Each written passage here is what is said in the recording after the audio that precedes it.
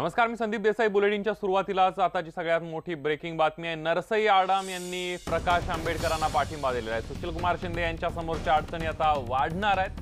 सीपीएमचा वंचित बहुजन आघाडीला पाठिंबा सीपीएमने दिलेला आहे. सोलापुरात सुशीलकुमार शिंदे यांची डोकेदुखी वाढणार असल्याचं दिसतंय. अधिक माहिती घेऊया. सागर सुरवसे आपले प्रतिनिधी आपल्या सोबत आहेत. सागर, एकंदरीतच प्रकाश आंबेडकर यांच्या उमेदवारी अगोदरच सुशीलकुमार शिंदे यांच्या पुढे मोठा प्रश्न आहे आणि आता त्यामध्ये नरसई आडम यांचा पाठिंबा म्हणजे सुशीलकुमार शिंदेंची दुहेरी अडचण झाली आहे. निश्चितच संदीप, या ठिकाणी सुशीलकुमार शिंदेंच्या अडचणी जी आहे ती निश्चितपणे वाढ झालेली आहे.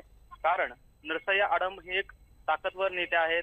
कामगार संघटना असेल किंवा विडी कामगार असतील, वेगवेगळे विविध कामगार संघटना आहेत, त्याची जी सगळी मतबँक आहे ती नरसई आडम यांच्याकडे आहे. गेल्या अनेक वर्षापासून त्यांची जी ताकद आहे, सोलापूरमध्ये मतदारसंघ असेल किंवा एकंदरीत सोलापूर लोकसभा मतदारसंघाच्या या टप्प्यामध्ये त्यांची ताकद जी आहे ती मोठी आहे. आणि आपण पाहिलं की 2 महिन्यापूर्वीच पंतप्रधान नरेंद्र मोदींच्या हस्ते 30,000 घरांचं उद्घाटन झालं. ती देखील मोठी ताकद जी आहे ती नरसई आडम यांच्या पाठीमागे आहे. त्यामुळे कुठेतरी सुशीलकुमार शिंदे यांच्या अडचणी ज्या आहेत त्या आता वाढलेल्या आहेत.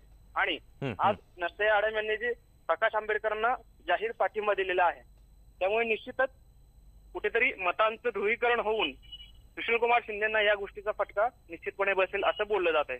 अगदी धन्यवाद सागर, तुम्ही दिलेल्या संपूर्ण माहितीबद्दल.